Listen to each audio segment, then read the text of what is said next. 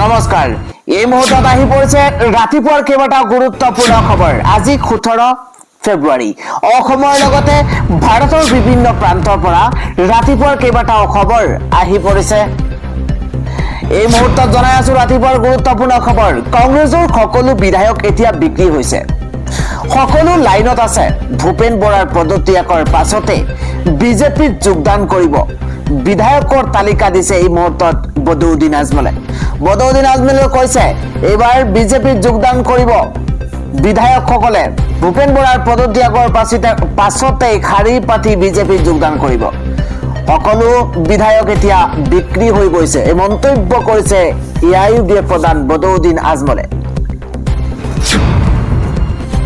খবৰটো হৈছে হঠাৎ আত্মগোপন কৰিছে ভূপেন বৰাই এই মুহূৰ্তত ডাঙৰ খবৰ কংগ্ৰেছ কৰ্মী ভিৰৰ বাবে আত্মগোপন হৈছে নেকি ভূপেন বৰা এই মুহূৰ্তত ডাঙৰ প্ৰশ্ন উত্থাপন হৈছে কংগ্ৰেছ কৰ্মী ভিৰৰ বাবে আত্মগোপন ভূপেন বৰাৰ ৰাবিক বেকিং ভিৰৰ বাবে অস্বস্তিত পৰিছে নেকি ভূপেন বৰা পদত্যাগৰ পাছতে এইবাৰ ভূপেন বৰাৰ বাসগৃহত এইবাৰ কংগ্ৰেছ কৰ্মীসকল একে সময়তে গ্ৰীণউড ৰিজৰ্টত কংগ্ৰেছৰ দুৰ্দধাৰ বৈঠক এটা বিগ ব্ৰেকিং এই মুহূৰ্তত বৈঠক লৈ বুলি ঘৰৰ পৰা ৰাওনা হৈছে ভূপেন বৰাৰ পাছে গৈছিল জাকিৰ হুছেইন সিকদাৰ জাকিৰ হুছেইনক ধুলি দি আদ বাটৰ পৰাই নোহোৱা হৈছে ভূপেন বৰা কিন্তু বৰ্তমানলৈ কংগ্ৰেছৰ বৈঠকত উপস্থিত হোৱা নাই ভূপেন বৰা ক'ত আছে তাক লৈ চৰ্চা এবাৰ কংগ্ৰেছ দলত ফলে মুখ্যমন্ত্ৰী হিমন্ত বিশ্ব শৰ্মাই কৈছে যে বিজেপিৰ যোগ দিব বহু সংখ্যালঘু বিধায়কে 26ৰ নিৰ্বাচনৰ পূৰ্বে সলনি হ'ব ৰাজ্যৰ ৰাজনীতি এই মুহূৰ্তত এটা বিগ ব্ৰেকিং শীঘ্ৰেই বিজেপিৰ যোগ দিব বহু সংখ্যালঘু বিধায়কে ভূপেন বৰাৰ পদত্যাগৰ পাছতে মুখ্যমন্ত্ৰীৰ মহাবিস্ফোৰক মন্তব্য সংখ্যালঘুৰ অধিকাৰ হৈ বৰ কথা কোৱা নেতা যাব বিজেপিলৈ সংখ্যালঘুৰ অধিকাৰক লৈ বৰ কথা কোৱা নেতা এতিয়া বিজেপিলৈ যাব বিজেপিৰ বিৰোধিতা কৰি থকা সংখ্যালঘু নেতা যোগ দিব বিজেপিত এই মন্তব্য মুখ্যমন্ত্ৰী হিমন্ত বিশ্ব শৰ্মাৰ আন এটা খবৰ হৈছে 5 বছৰৰ ভিতৰতেই কংগ্ৰেছৰ ৰাজীৱ ভৱনত মুছলমানে আজান দিব তিনিটাকৈ ভৱিষ্যতবাণী এইবাৰ মুখ্যমন্ত্ৰী হিমন্ত বিশ্ব শৰ্মাৰ এই মুহূৰ্তৰ ডাঙৰ খবৰ মুছলমানে দখল কৰিছে কংগ্ৰেছৰ স্থান নাই হিন্দুৰ এই মুহূৰ্তত big political breaking news Hindu সমাজৰ স্থান সম্পূৰ্ণৰূপে নাইকিয়া হৈছে কংগ্ৰেছত এটা ডাঙৰ খবৰ হিন্দু মানুহ কংগ্ৰেছৰ ভিতৰত থাকিব নোৱাৰা এটা অৱস্থা হৈছে সাধাৰণ লোক কংগ্ৰেছত থকাৰ পৰিৱেশ নাই কংগ্ৰেছত থাকিবলৈ হলে সংখ্যালঘুৰ ধৰ্মৰ হ'ব লাগিব এই কথা কোনে মন্তব্য কৰিছে জনোৱাৰ চেষ্টা কৰিছো কংগ্ৰেছ দল বৰ্তমান ৰকিবুল হুছেইনৰ কথাত উঠা বহা কৰি আছে অহা 5 বছৰৰ ভিতৰত কংগ্ৰেছৰ ৰাজীৱ ভৱনতে আজান হ'ব কংগ্ৰেছৰ মিটিঙত দুটাকৈ টেকেলি থাকিব এটাত ছাগলী মাংস থাকিব আনটোত বেলেগ মাংস থাকিব এটা ছাগলী মাংস থাকিব আৰু আনটোত বেলেগ মাংস থাকিব 2029 চনত প্ৰদ্যুৎ দলে পদত্যাগ কৰিব নগাঁৱৰ পৰা নিৰ্বাচন খেলিব গৌৰৱ গগৈয়ে কংগ্ৰেছত সাধাৰণ কোনো মানুহ নাথাকে এদৰে ইটোৰ পিছত সিটো মহাবিস্ফোৰক মন্তব্য কৰিছে মুখ্যমন্ত্ৰী হিমন্ত বিশ্ব শৰ্মাই নিউজ এবাৰ ভূপেন বৰাৰ বিজেপি গমন এক প্ৰকাৰ চূড়ান্ত হৈ পৰিছে আজি সন্ধিয়া 7 বজাত মুখ্যমন্ত্ৰী হিমন্ত বিশ্ব শৰ্মাৰ সৈতে বৈঠক ভূপেন বৰা বিজেপি গমন চূড়ান্ত আজি সন্ধিয়া 7 বজাত মুখ্যমন্ত্ৰীৰ সৈতে এখন বিশেষ বৈঠকত মিলিত হ'ব ভূপেন বৰা এটা গুৰুত্বপূৰ্ণ পলিটিকেল ব্ৰেকিং নিউজ পদত্যাগ পত্ৰ উঠাই নলয় ভূপেন বৰাই সমষ্টিৰ ৰাইজৰ সৈতে বৈঠকত বহি ল'ব সিদ্ধান্ত মুখ্যমন্ত্ৰীৰ সৈতে বৈঠকত বহাৰ পূৰ্বেই গ্ৰহণ কৰিব সিদ্ধান্ত এই মুহূৰ্তত অত্যন্ত গুৰুত্বপূৰ্ণ খবৰ অখিল গগৈ তথা অন্য দলত যোগদান নকৰাৰ ইংগিত দিছে বিজেপি দলতেই যোগদানৰ সেউজ সংকেত দিছে ভূপেন বৰাই কংগ্ৰেছত ঘূৰি নহাৰ কথা এক প্ৰকাৰে নিশ্চিত সংবাদমেলত এবাৰ স্পষ্ট হৈ পৰিছে ভূপেন বৰাৰ পত্ৰৰ কোনো উত্তৰ নাহিল বুলি সমালোচনা কংগ্ৰেছৰ নিৰ্বাচনী তালিকাত ৪৭খন সংখ্যালঘু আসন সংৰক্ষণক লৈ ক্ষোভ কংগ্ৰেছৰ বিৰুদ্ধে ভয়ংকৰ অভিযোগ তুলি বিজেপিত যোগদানৰ চূড়ান্ত ভূপেন বৰাৰ বিজেপিত গমন এবাৰ চূড়ান্ত হৈ পৰিছে এক প্ৰকাৰৰ খবৰ হৈছে অৱশেষত ফুটিল গৌৰৱ গগৈৰ অহংকাৰৰ বেলুন ভূপেন বৰাক গৌৰৱ গগৈয়ে খুজিলে ক্ষমা এটা ডাঙৰ খবৰ প্ৰদেশ কংগ্ৰেছৰ তীব্ৰ খহনীয়াৰ জোৱাৰ এবাৰ অহংকাৰত অৱশেষত অহংকাৰ বেলুন ফুটিছে গৌৰৱ গগৈৰ অহংকাৰ ত্যাগ কৰি ক্ষমা খুজিলে গৌৰৱ গগৈয়ে কংগ্ৰেছৰ ভিতৰ চৰত এতিয়া হাহাকাৰ ভূপেন বৰাৰ ওচৰত ক্ষমা খুজিলে গৌৰৱ গগৈয়ে এটা বিগ ব্ৰেকিং যেনে তেনে ভূপেন বৰাক কংগ্ৰেছত ৰখাৰ চেষ্টা দলীয় নেতৃত্বৰ দল বচাবলৈ ক্ষমাৰ শৰণাপন্ন হৈছে সাংসদগৰাকী এটা গুৰুত্বপূৰ্ণ খবৰ ভূপেন বৰাক দলত ৰাখিবলৈ ক্ষমা খুজিলে গৌৰৱ গগৈয়ে প্ৰদেশ কংগ্ৰেছত তীব্ৰ খহনীয়াৰ জোৱাৰ উঠিছে অৱশেষত অহংকাৰৰ বেলুন ফুটিছে গৌৰৱ গগৈৰ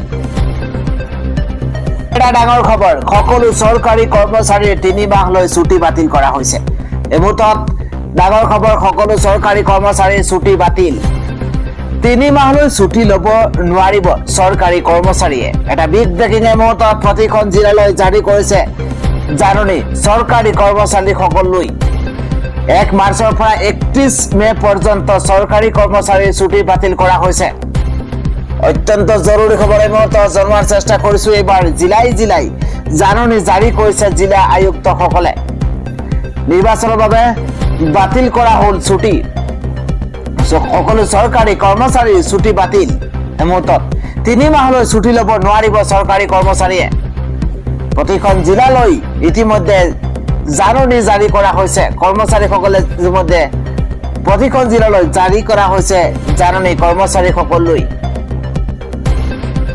পৰৱৰ্তী খবৰটো হৈছে এইবাৰ ভূপেন বৰাৰ পদত্যাগ খণ্ডবত পদৌতী ৰাজমৌলীয়ে প্ৰতিক্ৰিয়া প্ৰকাশ কৰিছে তেওঁ কৈছে যে মই 5 বছৰৰ পৰা কৈ আছো যে ভূপেন বৰাই হিমন্ত বিশ্ব শৰ্মাৰ পৰা ধন লৈ আহিছে দেৱব্ৰত শইকীয়া পদুত বৰ্তলৈ যাব বিজেপিলৈ ভূপেন বৰাৰ পদত্যাগ খণ্ডবত এইদৰে প্ৰতিক্ৰিয়া প্ৰকাশ কৰিছে বদৰুদ্দিন আজমলে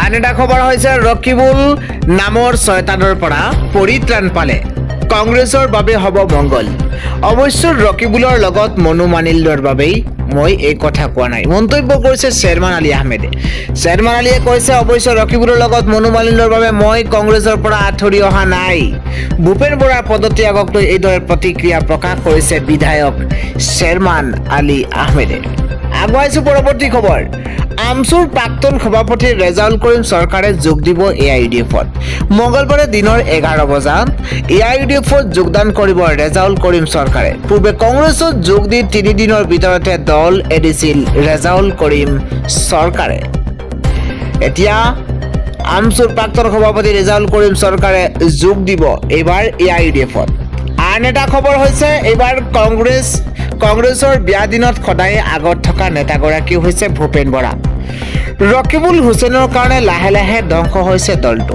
অসম কংগ্ৰেছ এতিয়া চলাইছে মুখ্যমন্ত্ৰীয়ে সংবাদমেল পাতি ভূপেন বৰাৰ পদত্যাগ সন্দৰ্ভত সৰব হৈ পৰিছে এতিয়া দুলু আহমেদে এই মন্তব্য কৰিছে পৰৱৰ্তী খবৰ মুখ্যমন্ত্ৰীৰ বিৰুদ্ধে সৰব এইবাৰ লুৰিণজ্যোতি গগৈয়ে কৈছে হিমন্ত বিশ্ব শৰ্মাই কি কথা কয় তেখেতে নিজেই নাজানে অসমৰ মুখ্যমন্ত্ৰীৰ বাবে আদৰ্শ বুলি কোনো কথা নাই ক্ষমতাই তেওঁৰ বাবে সৰ্বস্ব এতিয়া ডিঙিৰ শিৰ ফুলাই আদৰ্শৰ কথা কোৱা মুখ্যমন্ত্ৰীয়ে কি কাৰণত বিজেপিলৈ গৈছিল মুখ্যমন্ত্ৰী হিমন্ত বিশ্ব শৰ্মাৰ বিৰুদ্ধে সৰব হৈ পৰিছে এতিয়া লুৰিণজ্যোতি গগৈ আন এটা খবৰ হৈছে প্ৰদেশ যুৱ কংগ্ৰেছ কমিটিয়ে আজি গুৱাহাটীৰ শিল্পগ্ৰামত জাতি বচাওক মাটি বচাওক শীৰ্ষক গণ সমাৱেশ অনুষ্ঠিত কৰিছে এই অনুষ্ঠানত ভাগ লৈ অসম প্ৰদেশ কংগ্ৰেছ কমিটিৰ সভাপতি গৌৰৱ গগৈয়ে কয় যে মই উজনি অসমৰ পৰা আৰম্ভ কৰি মধ্য অসম আৰু নামনি অসমৰ য'তেই গৈছোঁ তাতেই ৰাইজে কৈছে যে এইবাৰ কংগ্ৰেছৰ চৰকাৰ হ'ব, এইবাৰ কংগ্ৰেছৰ জয়ময় হ'ব। এই মন্তব্য কৰিছে গৌৰৱ গগৈয়ে। গৌৰৱ গগৈয়ে আৰু কৈছে য'তেই গৈছোঁ তাতেই ৰাইজে কৈছে আপোনালোকে যি ধৰণে ৰাজপথলৈ ওলাই আহিছে ভাল হৈছে, অসমৰ মুখ্যমন্ত্ৰীক এৰি নিদিব, ৰাইজে আমাক হাঁহি মুখেৰে স্বাগতম জনাইছে, তাৰ পৰা আমি প্ৰমাণ পাইছোঁ যে আমি ৰাইজৰ হৃদয়ত স্থান লাভ কৰিব পাৰিছোঁ। গগৈ আৰু কৈছে যে আগতে কংগ্ৰেছৰ এখন সভা পাতিবলৈ 10 দিনৰ আগতে যুৱ কংগ্ৰেছ আৰু মহিলা কংগ্ৰেছক খবৰ দিবলগীয়া হৈছিল, কিন্তু দুদিন আগতে খবৰ দিলে এতিয়া হৈ যায়। আজি দুদিন আগতেই খবৰ দিলে একেলগে হাজাৰ হাজাৰ মানুহ ওলাই আহে। তাৰ দ্বাৰা প্ৰমাণ হৈছে যে কংগ্ৰেছ দলে আগতকৈ সবল আৰু শক্তিশালী হৈছে। আজি জিলাই জিলাই কাৰ্যসূচী চলি আছে। মহিলা, যুৱ কংগ্ৰেছ আৰু NSUয়ে নিজৰ নিজৰ কাৰ্যসূচী চলাই গৈছে। আমি বিধায়ক তথা শীৰ্ষ নেতাই সময় পৰিৱৰ্তনৰ যাত্ৰা যোগে অসমৰ চুকে কোণে গৈছে। ছত্তীশগড়ৰ পৰা অভিজ্ঞ মানুহ আহি আমাৰ দলৰ ভোটত প্ৰশিক্ষণ দি আছে। স্ক্ৰিনিং কমিটিয়ে প্ৰাৰ্থীৰ সৈতে কথা পাতি আছে। একে সময়তে সমগ্ৰ অসমত 10-12টা কাৰ্যসূচী চলি আছে। কংগ্ৰেছে কেৱল দিছপুৰ বা কেইটামান সমষ্টিত নহয় সকলো গাঁৱত সোমাবলৈ সক্ষম হৈছে। তাৰ কাৰণে মুখ্যমন্ত্ৰীৰ চকুত আমি ভয় দেখিছোঁ। মুখ্যমন্ত্ৰীৰ চেহেৰা কলা পৰি গৈছে। মুখ্যমন্ত্ৰীৰ নিৰ্দেশত আমি কি দেখিছোঁ যে আমি মন্দিৰলৈ গ'লে, নামঘৰলৈ গ'লে বিজেপিৰ মানুহে বাধা দিছে। কংগ্ৰেছে যিমানেই মানুহৰ মাজত সোমাই গৈছে সিমানেই ভয়ৰ পৰিস্থিতি নাইকিয়া হৈছে। আজি অসমৰ ৰাইজে নিৰ্ভয়ে ক'বলৈ আৰম্ভ কৰিছে যে কোন হয় হিমন্ত বিশ্ব শৰ্মা। আজি হিমন্ত বিশ্ব শৰ্মা কোন হয় বুলি অসমৰ মুখে মুখে শুনা যায়। হিমন্ত বিশ্ব শৰ্মাৰ মাটি কেলেংকাৰীৰ কথা কৈ যাম। আজি ৰাইজ আৰু যুৱ কংগ্ৰেছৰ পৰা মই বহুত শিকিছোঁ। বীৰ লাচিত ফুকনে কৈছিল দেশতকৈ মামা ডাঙৰ নহয়। আজি যুৱ কংগ্ৰেছৰ নেতাৰ মুখত শুনিলোঁ যে দেশতকৈ মামী ডাঙৰ নহয়। এইবাৰ এই যুঁজ সাধাৰণ যুঁজ নহয়। যিজনে সংবিধানৰ শপত লৈছে সেইজন সংবিধানৰ বিৰুদ্ধে কথা ক'বলৈ আৰম্ভ কৰিছে। অসমৰ বাবে কিমান লজ্জাজনক কথা এই কথা হ'ব পাৰে। অসমৰ বাবে কিমান লজ্জাজনক কথা। অসমৰ বাবে কিমান লজ্জাজনক কথা যে অসমৰ মুখ্যমন্ত্ৰীৰ বিৰুদ্ধে উচ্চতম ন্যায়ালয় আৰু উচ্চ ন্যায়ালয়লৈ গোচৰ গৈছে। মুখ্যমন্ত্ৰীয়ে আজি মুকলিকৈ সাম্প্ৰদায়িক কথা কৈছে। তেওঁ ইমানেই ডাইনেমিক মুখ্যমন্ত্ৰী যে তেওঁ চৰকাৰৰ ধাৰ মাৰিবলৈ প্ৰতিখন গাঁও নগৰত এতিয়া মদৰ দোকান খুলিছে। মদ বিক্ৰী হ'লে ৰাজহ পাব বুলি ভাবিছে। আজি ল'ৰা ছোৱালীৰ জলপানী মুকলি কৰি দিব পৰা নাই, ভাল স্কুল খুলি দিব পৰা নাই মুখ্যমন্ত্ৰীয়ে। আজি যুৱ প্ৰজন্ম হতাশ। আজি ব্যক্তিগত খণ্ডৰ চাকৰি অসম এৰি গৈছে।